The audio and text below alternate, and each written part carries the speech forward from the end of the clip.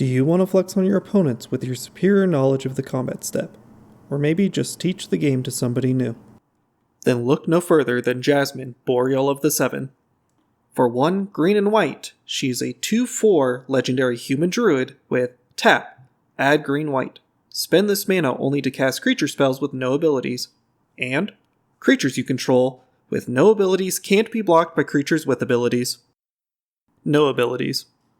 Like vanilla creatures is a themed deck? Surely it can't be done. Well, no. There are some creatures with abilities, but just ignore that for now. So this deck came about because I opened it as a box topper for Dominaria United. It kind of just sat around for a bit until I finally got to building it. So I thought playing a deck full of creatures that didn't have abilities seemed really unique because, 99% of other creatures you run into in Commander are gonna have abilities, so your creatures are gonna be unblockable 99% of the time? I really just like building decks, link to my architect down below. So once I got started on this, it just felt sort of like a slam dunk. Okay, so let's get into it. We have 37 creatures in our deck, 24 of them have no abilities. So let's go ahead and take a look at those cards now. We have 4 1-mana creatures with 2 power, and 16 2-mana creatures with 3 power. And to round it off, we have Garruk Scorehorn, Gigantosaurus, Tarian World Tyrant, and Quake Strider Ceratops. And while vanilla creatures on their own aren't the most interesting, I did find it kinda cool that for their cost, their power ratio is pretty high compared to other creatures with abilities. And with our main attack force having no abilities, how does this manage to work as an aggro deck? Well, let's start with one of our stronger support cards. Reconnaissance is a 1 white mana enchantment, which for an activated cost of 0, allows us to give our team pseudo-vigilance. And because of that, it allows us to keep our team unblockable. If you didn't already know, combat has 5 mini-phases inside of it, and that last one, the end of combat step, is what we're interested in here. Since Reconnaissance removes the attacking creature from combat and prevents its damage, that's why you want to use it at the very last moment. This combat loop allows for us to make safe attacks at our opponents while still being able to leave back blockers in case they want to retaliate, which they won't do as we discuss the next section, Anthems. So, we have 9 effects that modify our creature's base power in some capacity. Mirari's Wake, which also doubles our mana while in play. King Darien the 48th, who can also make tokens, buff himself, and protect our other tokens when we come across them in the game. Maya, Bredeguard Protector, who has landfall and makes a token. Ruxa, Patient Professor, which not only buffs our vanilla creatures, and returns one to our hand from our graveyard when it enters and attacks, but in the case of our commander being out of play, also allows us to assign damage like it wasn't blocked. March of the World Ooze, which is our biggest power shift so far, and makes our on-average 2-mana creatures very good for the rate, and can occasionally give you some tokens. Sovereign Okinik Aho, who, when paired with the previous card, creates tremendous pressure on our opponent's life totals, and lets us move on to the next player quickly. Beastmaster Ascension, which also grows our army in a similar fashion to March and pairs well with Okinek.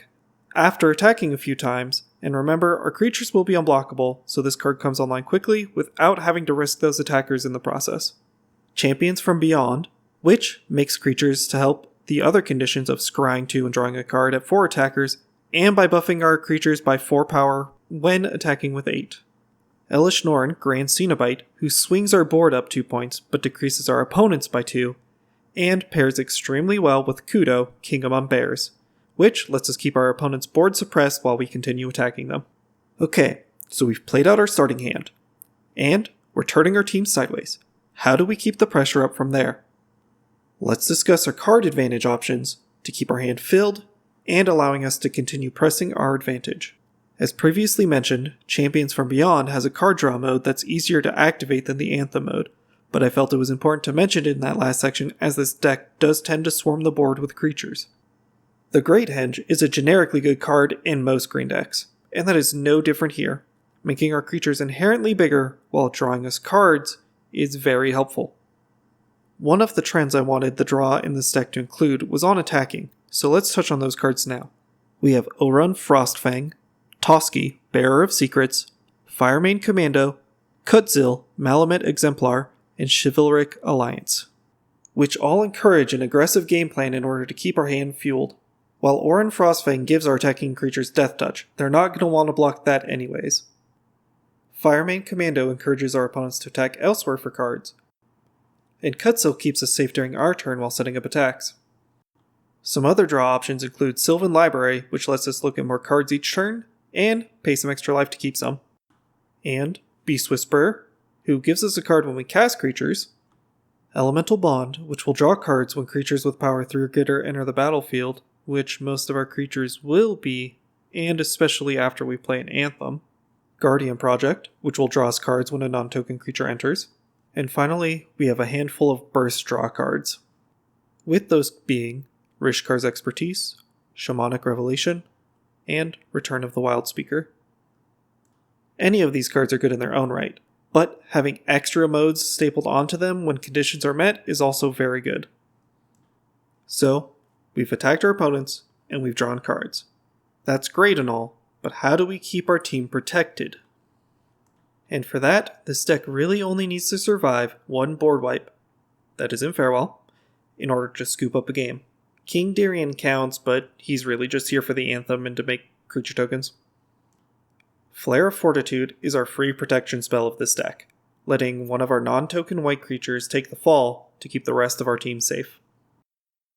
Heroic Intervention is our 2-mana protection spell, while Unbreakable Formation, which you could choose to get the Anthem effect to remove a player that's in range, Your Temple is under attack, and Ultimate Magic Holy are our 3-mana cards. There is also an argument to play Flawless Maneuver here, but I really just wanted to keep the free protection to one card. You could definitely swap out one of the other cards if you wanted to for it. And technically, you can use a Chroma's Will at 4 mana for protection, but ideally you want to cast that and win the game off of it instead. And with that, we've arrived at our last section, of which I'm grouping 5 cards I didn't mention previously with our 37 lands. Now, you may have noticed, hey, there isn't a lot of removal in this deck. And you'd be right. Winds of Abandon, Aura Mutation, and Song of the Dryads are our 3 removal spells. This deck is very much focused on attacking one opponent down at a time, preferably starting with the person who will have the best late game plan, and then moving on to the next player. Since our creatures can't be blocked, we only really need to have removal for any sort of card that actively stops or punishes us for attacking. If you end up trying out this deck and you feel like you do desire more removal, please feel free to just add some. Now, our final 2 non-land cards are EDH All-Stars, Congregation at Dawn, and Rise of the Varmints. Congregation at Dawn lets you set up any 3 creatures to be drawn sequentially, and, paired with drawing on attacks and damage, it can get those support cards into your hands quickly. And I just kinda thought Rise of the Varmints was funny after a board wipe. You could totally swap this out for Flawless Maneuver if you want. But I'm not gonna complain about regrowing my board of dudes who just got wiped either. And now, for the very exciting land section, which I know we're all super thrilled about. We have 9 forests and 9 plains. Yes, I care about basic lands. 12 untapped dual lands, including Command Tower and Lazotep Quarry. Which, if you've never played with this card, Lazotep Quarry just kinda lets you ignore the commander tax once without it going up, which I think is really cool. Yavimaya Cradle of Growth, War Room, Hall of Heliod's Generosity, Gavany Township, Castle Ardenvale, and Boseiju Who Endures. And that's the deck. So, it's pretty easy to play overall. It's not that complicated.